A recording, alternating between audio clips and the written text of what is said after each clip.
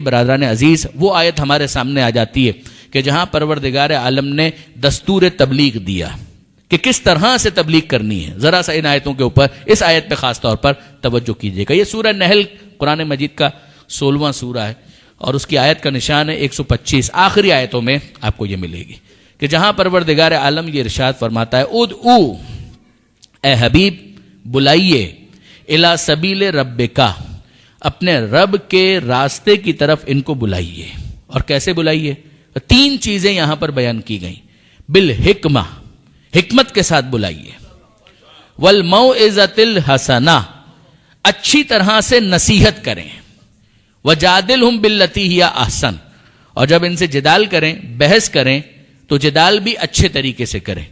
دیکھیے برادران عزیز، موعظے کے ساتھ کہا گیا موعظہ حسنہ ہونا چاہیے، جدال کے ساتھ کہا گیا جدال احسن ہونا چاہیے، جدال حسن ہونا چاہیے. ان دونوں کے اندر یہ کیا لفظ ہے جو پروردگار نے استعمال کیا؟ دیکھیے، حکمت، موعظہ حسنہ، جدال احسن. آیت اللہ محمد مظفر ان کی ایک بہت مشہور کتاب ہے جو مدرسے کے اندر پڑھائی بھی جاتی ہے، کورس کے اندر شامل ہے، جس کا عرفی نام پڑ گیا یعنی عرف طلاب میں منطق مظفر. اس کے ہاں برہان کی جو بحث ہے، یعنی اب آپ ظاہر ہے کہ میں بہت زیادہ ٹیکنیکل گفتگو کے اندر آپ کو انگیج نہیں کروں گا، مگر جو منطق یا لاجک ہے اس کے 3 حصے عام طور پر کیے جاتے ہیں. کچھ تصورات کی بحث ہے، کچھ تصدیق کی بحث ہے، اور پھر اس کے بعد ایک تیسرا حصہ ہے کہ جس کو کہا جاتا ہے صنعت خمس، کہ وہ 5 صنعتیں کہ جن کو استعمال کیا جاتا ہے. اس کے اندر سر فہرست ہے برہان، دلیل. تو وہاں پر انہوں نے اس آیت کے ذریعے سے استدلال کیا تھا، اور وہاں پر انہوں نے کہا کہ حکمت سے مراد وہی برہان ہے. اور علماء کرام نے اپنی تفسیروں کے اندر بھی اس بات کی طرف متوجہ کیا. ایک وزڈم جس کو یہاں پر کہا جا رہا ہے وہ دلیل، کہ پیغمبر سے کہا جا رہا ہے اے حبیب آپ ان کو اپنے رب کے راستے کی طرف بلائیے، دلیل کے ذریعے سے کنونس کریں. اور کنونس کرنے کا کیا مطلب ہے؟ دلیل دینے کا کیا مطلب ہے؟ دلیل دینے کا یہ مطلب ہے کہ باقاعدہ جس طریقے سے منطق کے اندر شکل اول بنائی جاتی ہے، صغرا اور کبرا اور پھر نتیجہ، اگر اس طرح سے انگیج کیا جائے اور افلاطون والا انداز اختیار کیا جائے، سقراط اور بقراط والا انداز اختیار کیا جائے، یا زمانے موجود کے اندر جو فلسفیوں کا طریقہ کار ہے، تو یقین جانیے کہ عام انسان جو ہے وہ تو فوراً ہی نا امید ہو جائے گا. وہ کہے گا کہ اس کا مطلب یہ کہ یہ سبجیکٹ میرے لیے نہیں ہے. جب دلیل کی بات کی جاتی ہے اس سے یہ مراد نہیں ہے. دلیل کا مطلب یہ ایک ایسی دلیل ہو کہ جس کو ایک عام انسان بھی سمجھ سکے. جو شخص اپنے فہم و فکر کے ساتھ، اپنی سطح کے ساتھ آئے، اس کے مطابق اس کو دلیل فراہم کی جائے. لہذا پیغمبر اکرم کا یہ جملہ بھی ہے کہ ہم گروہ انبیاء کو اس بات پر مامور کیا گیا ہے ان نکلم علی قدر عقول الناس، کہ ہم لوگوں کی عقل کے مطابق گفتگو کریں، ان کے لیول کے مطابق ان سے گفتگو کریں. مجھے بہت پسند ہے پیغمبر اکرم کا ایک تبصرہ. پیغمبر اکرم کے سامنے ایک بوڑھی عورت، اور یہ بالکل علم کلام کے بدیہیات میں سے ہے کہ ایک بوڑھی عورت ہے، اس کے سامنے کسی نے سوال کر دیا. اس کو سننے کے بعد جو جواب اس بوڑھی عورت نے دیا تو پیغمبر اکرم مسکرائے. آپ جانتے ہیں پیغمبر اکرم کے اخلاق میں تھا کہ پیغمبر اکرم قہقہا نہیں لگایا کرتے تھے، پیغمبر اکرم مسکرایا کرتے تھے. پیغمبر اکرم اتنا مسکرائے کہ پیغمبر اکرم کے دندان مبارک وہ ظاہر ہو گئے، لوگوں کو نظر آنے لگے. یعنی مسکراہٹ کے اندر ایک انٹینسٹی ہے. وہ بات کیا تھی؟ اس بوڑھی عورت کے سامنے کسی نے سوال کر دیا کہ تم اللہ کو مانتی ہو، خدا کو مانتی ہو؟ کہا کہ ہاں بالکل مانتی ہوں. اب آپ اندازہ کیجئے وہ معاشرہ جو جاہلیت زدہ معاشرہ ہے، جن کے مردوں کے اندر اتنی جاہلیت پائی جاتی ہے، ان کی عورتوں کا کیا حال ہوگا؟ اور عورتوں میں بھی ایک بوڑھی عورت. پیغمبر اکرم کے سامنے کوٹ کیا جا رہا ہے. اللہ کے رسول اس بوڑھی عورت سے پوچھا گیا کہ کیا تم خدا کو مانتی ہو؟ کہا کہ ہاں بالکل میں خدا کو مانتی ہوں. کہا کوئی دلیل ہے؟ کہا کہ بالکل دلیل بھی ہے. وہ اس وقت کیا کر رہی تھی؟ چرخہ چلا رہی تھی. اس نے کہا تمہاری دلیل کیا ہے؟ کہا دلیل یہ چرخہ ہے. یہ اتنا سا چرخہ تو مجھ جیسی بڑھیا کے چلائے بغیر چلتا نہیں ہے، تو یہ پوری کائنات بغیر خدا کے چل رہی ہے. کیا اس کے اندر کوئی بہت زیادہ فلسفیانہ انداز اختیار کیا گیا؟ کچھ بھی نہیں.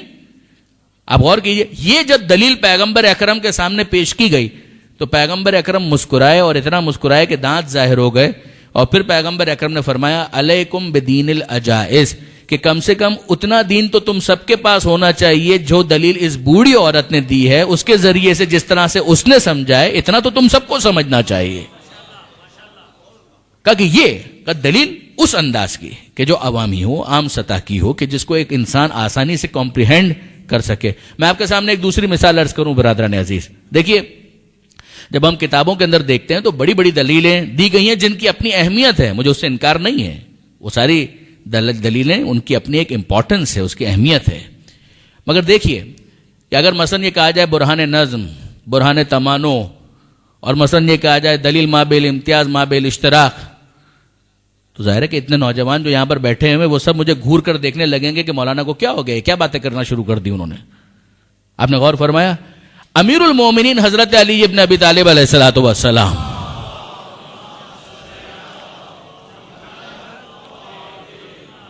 نہج البلاغہ کے اندر مولا کائنات کس طرح سے دلیل فراہم کرتے ہیں، وہی جو پیغمبر اکرم کے علوم کے وارث ہیں وہ کس طرح سے پریزنٹ کرتے ہیں. امیر المومنین فرماتے ہیں کہ دیکھو جتنے انبیاء آئے آدم سے لے کر خاتم تک ان سب نے ایک خدا کی بات کی ہے. اگر کوئی دوسرا خدا ہوتا تو کیا خالی بیٹھ جاتا؟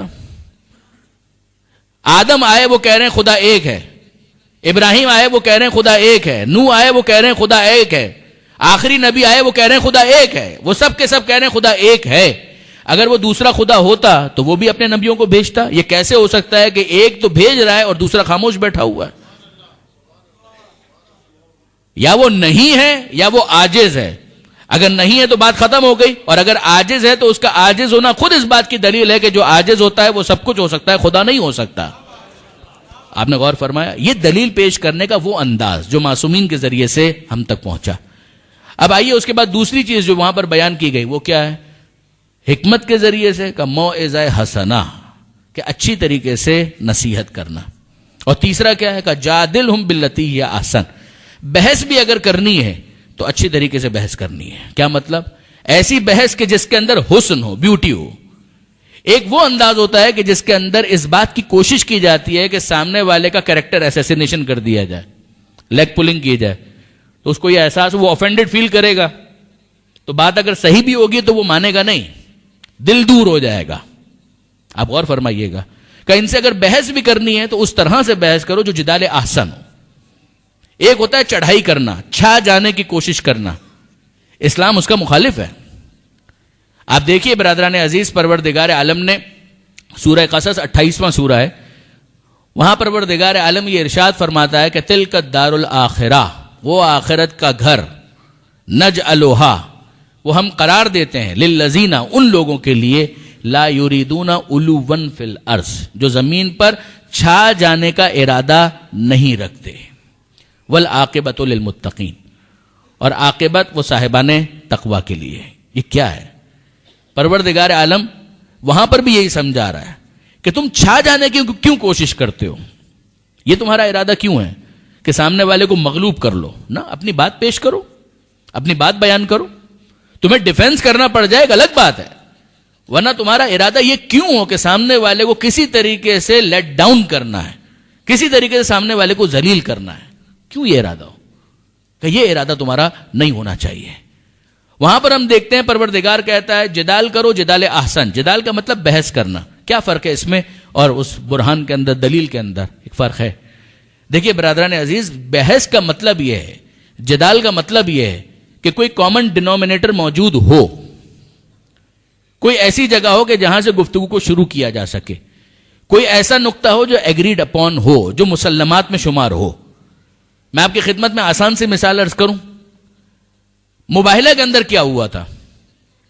پروردگار عالم نے جو آیتیں نازل کی ہیں سورہ آل عمران کی، اگر آپ ان کو دیکھیں، نصارہ نجران آتے ہیں، پیغمبر اکرم کے سامنے سوال کرتے ہیں، پیغمبر اکرم قرآن کی آیتوں کی روشنی میں ان کو جواب دیتے ہیں.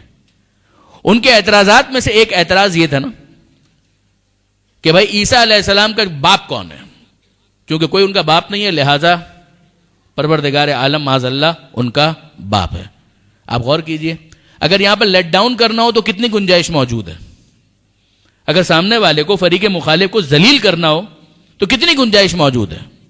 بہت کچھ ایسا کہا جا سکتا ہے کہ جس سے وہ بالکل آفینڈڈ بھی فیل کرے گا، مغلوب بھی ہو جائے گا، کچھ بول بھی نہیں پائے گا. لیکن نہیں، اسلام کا یہ انداز نہیں ہے، قرآن کا یہ انداز نہیں ہے. اس موقع پر کیا کہا گیا؟ اس موقع پر کہا گیا اے حبیب ان سے کہہ دیجئے انا مسئلہ عیسیٰ عند اللہ کا مسئلہ آدم، عیسیٰ کی مثال اللہ کے نزدیک آدم کی مثال ہے۔ وہ خدا جو بغیر ماں اور باپ کے آدم کو پیدا کر سکتا ہے، وہ بغیر باپ کے تنہا ماں سے عیسیٰ کو کیوں پیدا نہیں کر سکتا؟ آپ نے غور فرمایا کہ یہ بحث کرنے کا انداز ہے۔ اب یہ بات کس سے کہی جا سکتی ہے؟ جو آدم کو مانتا ہو۔ یہ ہے وہ کامن ڈینومینیٹر کہ جہاں سے بات کو شروع تو کیا جا سکے۔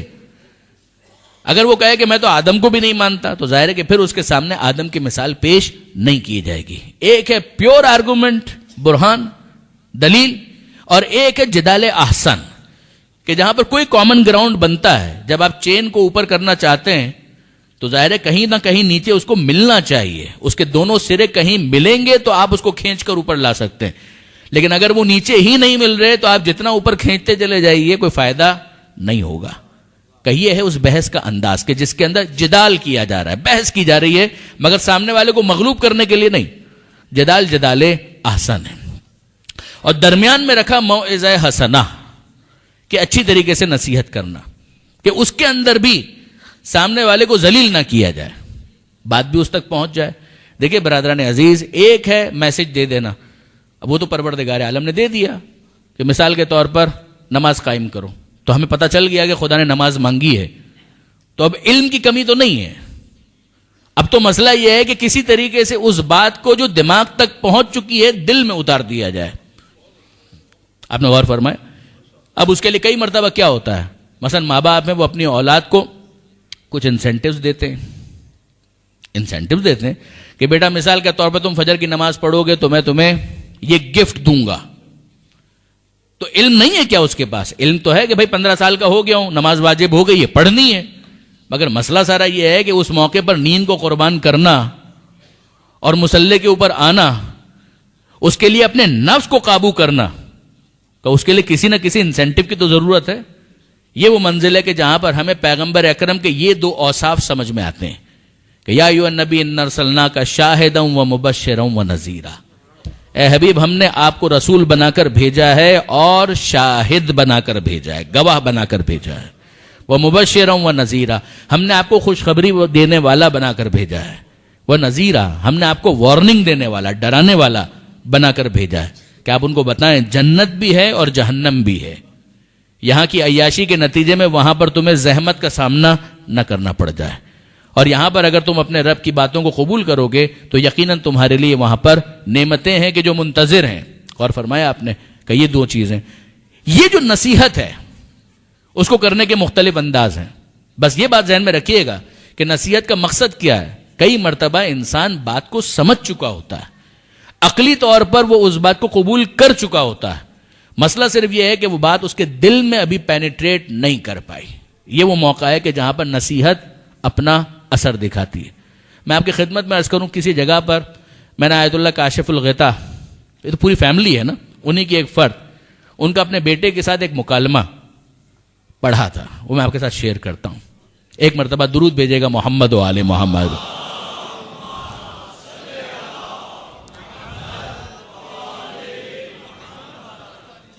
ان کے بارے میں لکھا ہے، اور تربیت ہی کہ کسی آرٹیکل میں یہ بات لکھی ہوئی تھی کہ وہ صبح نجف حرم امیر المومنین، اب تو ماشاءاللہ زائرین اتنی بڑی تعداد میں جاتے ہیں کہ میرا اندازہ ہے کہ 50% تو یہاں پر بھی وہ مومنین ہوں گے کہ جنہوں نے کربلا اور عراق اور نجف کی زیارت کی ہوگی۔ پروردگار ہر ایک کو بار بار نصیب کرے۔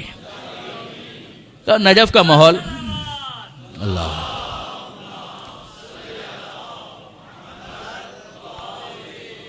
نجف کا ماحول، اور آیت اللہ کاشف الغطا اپنے گھر سے فجر کی نماز پڑھنے کے لیے نکل رہے ہیں۔ بیٹا ہے، جوان ہے، اور انہوں نے اس کو جگایا، بیدار کیا، بیٹا نماز کا وقت ہو گیا ہے، چلو۔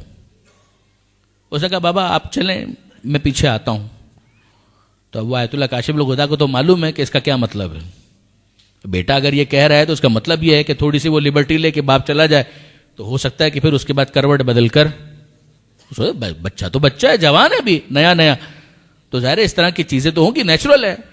تو اس نے اس طرح سے کہا کہ بابا آپ چلیں، میں پیچھے آتا ہوں۔ کہا کہ نہیں بیٹا، ہم ساتھ ہی چلتے ہیں، ویٹ کرتے ہیں، آپ کا انتظار کرتا ہوں، اس کے بعد ساتھ چلیں گے۔ اب اس کو سمجھ میں آیا کہ اچھا اب تو باپ جائے گا نہیں، تو اس کو اٹھنا پڑا. اتنا احترام تو تھا اس کے دل میں. وہ کھڑا ہو گیا، وضو کیا، اور باپ اور بیٹے دونوں اپنے گھر سے پیدل حرم کی طرف جانے لگے. راستے میں کچھ فقیر نظر آئے جو حرم کے دروازے پر بیٹھے ہوئے تھے. اب یہ جملہ دیکھیے آیت اللہ کاشف الغطا کیا کہتے ہیں. انہوں نے کہا بیٹا ایک بات بتاؤ، یہ فقیر جو یہاں پر بیٹھے ہیں ان کو کتنی بھیک مل جائے گی؟ کہا بابا کچھ پیسے تو مل جائیں گے. اب میں کرنسی تبدیل کر رہا ہوں کہ مثلا ہم روپے کے اندر کہیں کہ مثلا بابا ہو سکتا ہے سارا دن اگر بیٹھیں 25 50 100 روپے ان کو مل جائیں گے، 200 روپے مل جائیں گے، یہی مل جائے گا. کہا ایک بات بتاؤ، کیا یہ یقین سے جانتے ہیں اس بات کو کہ اتنے پیسے ان کو مل جائیں گے؟ صبح صبح اگر بیٹھے ہیں یہاں پر، کیا ان کو یقین ہے کہ اتنے پیسے اتنی رات قربان کر کے، اپنی نیند قربان کر کے یہاں پر آ کر بیٹھ گئے، تو کیا ان کو یقین ہے کہ 100 روپے ان کو مل جائیں گے؟ کہا کہ نہیں بابا یقین تو نہیں ہوگا، لیکن ایک امکان، شک کی حالت میں ہوں گے، مگر بہرحال ایک امکان تو ہے، شاید مل جائیں. اب وہ نصیحت کا جملہ ان کی طرف سے آتا ہے کہ بیٹا یہ مشکوک فائدے کے لیے اپنی نیند قربان کر کے یہاں پر آ کر بیٹھ گیا.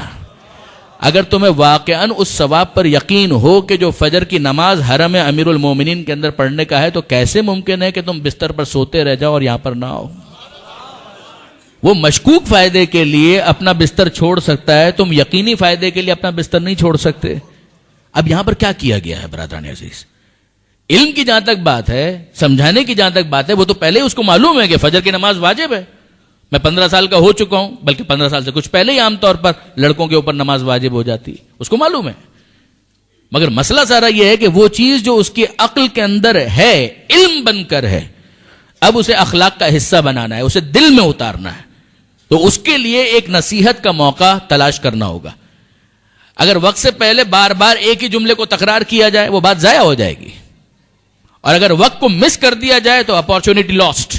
اب آپ کی خدمت میں عرض کروں برادران عزیز کہ اب ذرا آئیے اور سیرت پیغمبر ختمی مرتبت احمد مجتبی محمد مصطفیٰ صلی اللہ علیہ وآلہ وسلم،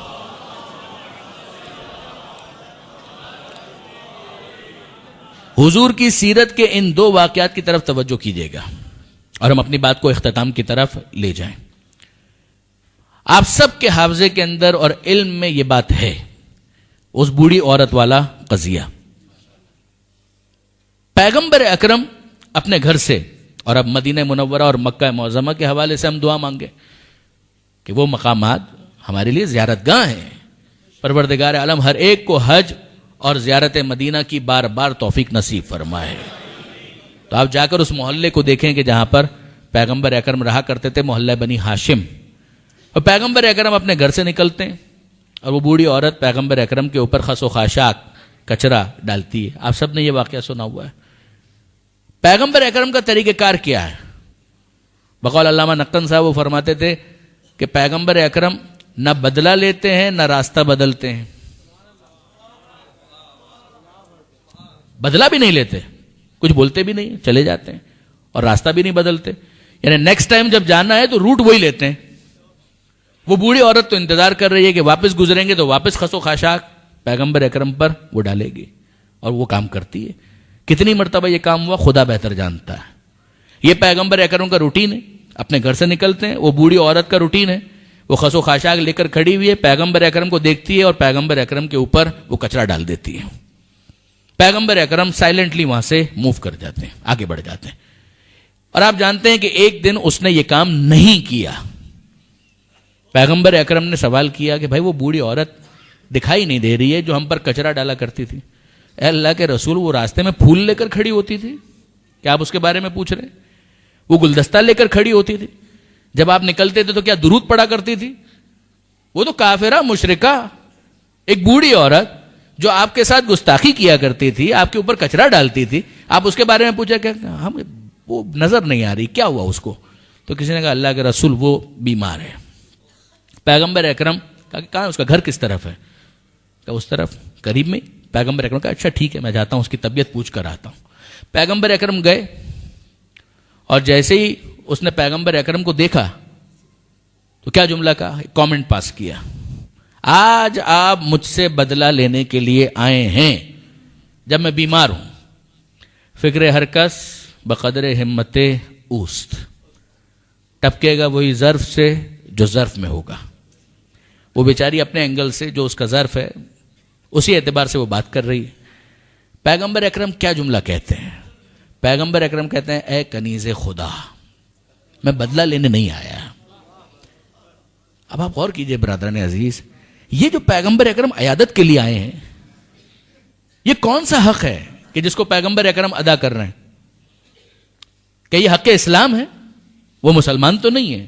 ہم یہ کہیں ایک مسلمان کو دوسرے مسلمان کے ساتھ ایسا ہونا چاہیے اور ویسا ہونا چاہیے تو بات سمجھ میں آتی ہے. ہم یہ کہیں ایک مومن کو دوسرے مومن کے ساتھ ایسا ہونا چاہیے، اس کے دکھ درد میں شریک ہونا چاہیے، بات سمجھ میں آتی ہے. نہ وہ مسلمان ہے نہ وہ مومنہ ہے. تو پیغمبر اکرم اس کی عیادت کے لیے جو جا رہے ہیں، نہ یہ حق اسلام ہو سکتا ہے نہ یہ حق ایمان ہو سکتا ہے. تو پھر پیغمبر اکرم اس کی عیادت کیوں کر رہے ہیں؟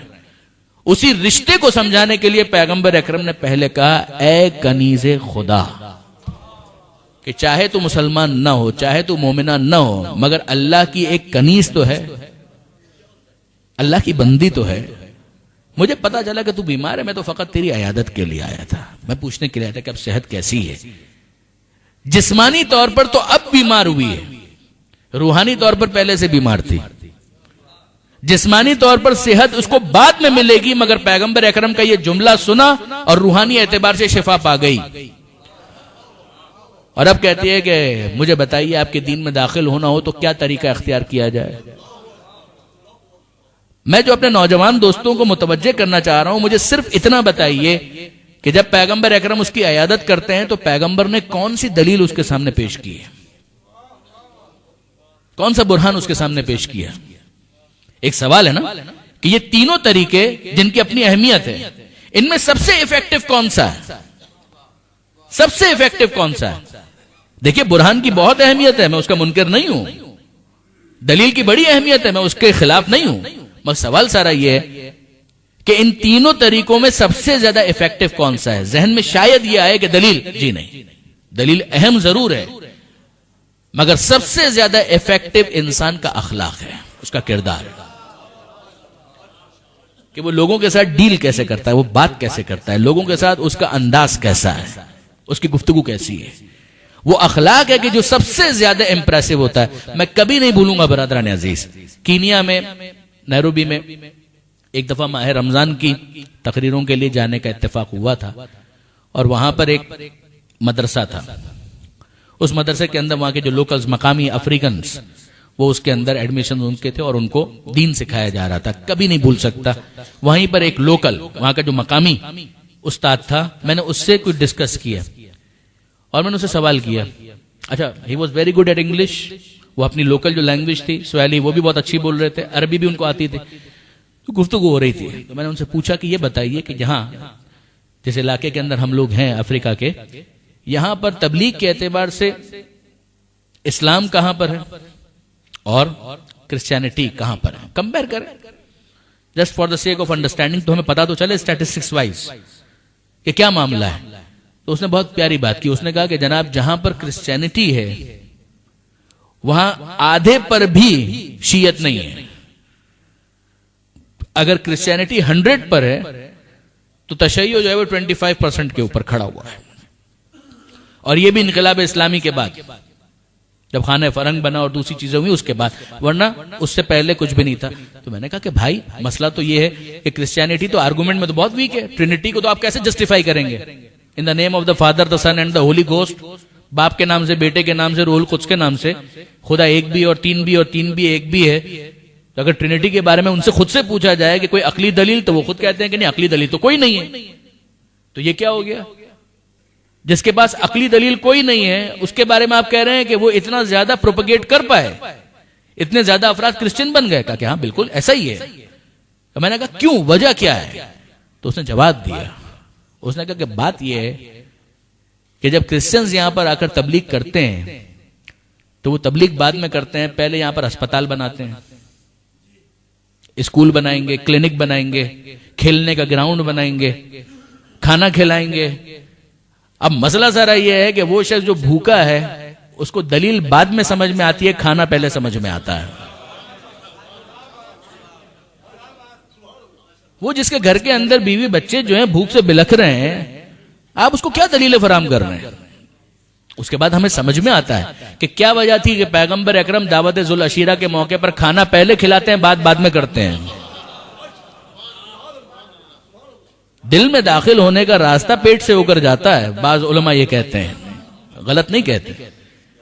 بات سادی سی یہ ہے کہ اگر ایک شخص بھوکا ہے، کاد الفقر ان یکون کفرن، انسان کا فقر اسے کفر تک پہنچا دیتا ہے۔ نہیں پہنچنا چاہیے ایک الگ بات ہے، مگر پریکٹیکلی ہوگا یہی کہ اگر ایک انسان ہے، اس کے گھر میں روٹی نہیں ہے، اس کے پاس کھانے کے لیے کچھ نہیں ہے، آپ اس کو کہیں نماز پڑھنے کے لیے آؤ، آپ اس کو کہیں دین کی طرف آؤ، کہ دین تو اس وقت مجھے سمجھ میں آئے گا جب میرے گھر والوں کو کچھ کھانا تو ملے۔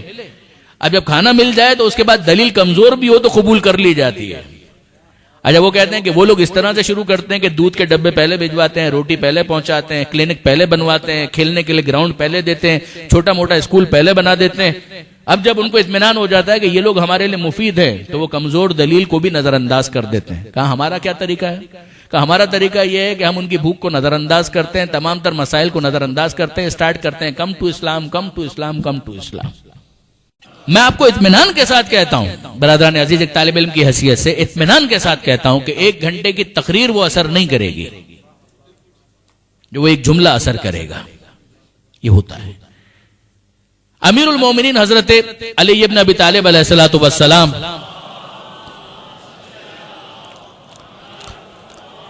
اب یہ بالکل آخری بات اور بات کو ہم مکمل کر رہے ہیں۔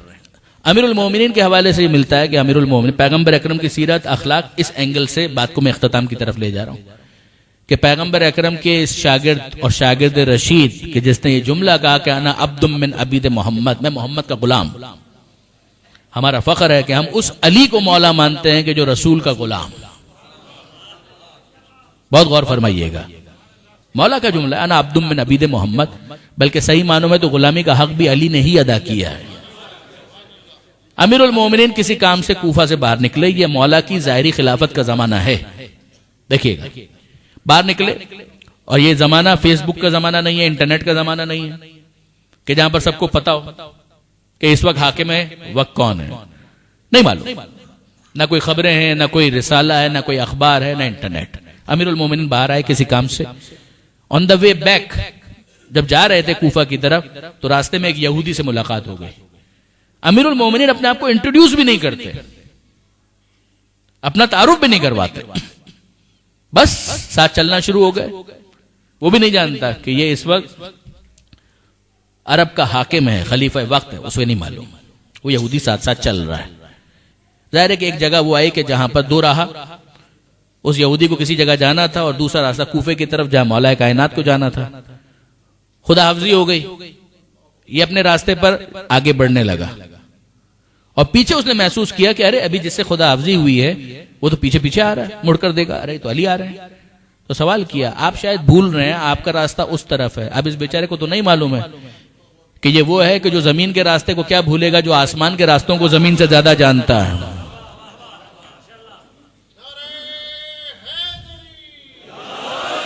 تو مولا نے کہا کہ نہیں، میں راستہ نہیں بھولا، مجھے اچھی طرح سے معلوم ہے کہ کوفہ کا راستہ کون سا ہے۔ کہا پھر یہاں پر آنے کا کیا مقصد؟ کہا کہ بات سادی سی اتنی ہے کہ میں جس دین کا ماننے والا ہوں، جس اسلام کو میں مانتا ہوں، ہمارے رسول کا ایک پیغام ہے۔ پیغام یہ ہے کہ اگر کوئی تمہارے ساتھ سفر کر رہا ہو تو سفر کے اختتام پر ایک حق اس کا تمہاری گردن پر آ جاتا ہے۔ میں تو بس اس حق کو ادا کرنے کے لیے چاہ رہا تھا کہ تھوڑا اور تمہیں کمپنی دوں، مشایعت کروں، پھر اس کے بعد میں اپنی راہ پر چلا جاؤں گا۔ کہا اب مجھے سمجھ میں آیا، وہ یہودی کہتا ہے کہ اب مجھے سمجھ میں آیا کہ اسلام کیسے پھیلا، اسلام کیسے پھیلا۔ یہ ہے وہ کردار کی تبلیغ برادران عزیز۔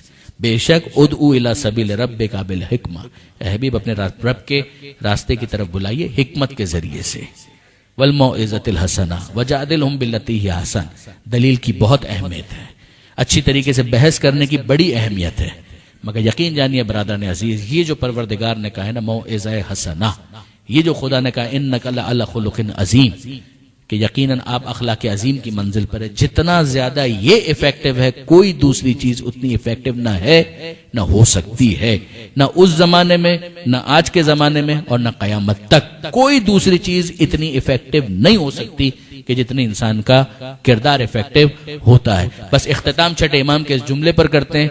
چھٹے امام یہ جملہ کہتے ہیں کونو دعات الناس الی اللہ بغیر السنتکم، لوگوں کو اللہ کی طرف اس طرح سے بلاؤ کہ تمہیں تمہاری زبان استعمال نہ کرنا پڑے. برحمتك يا أرحم الراحمين وصلى الله على محمد وآله الطاهرين.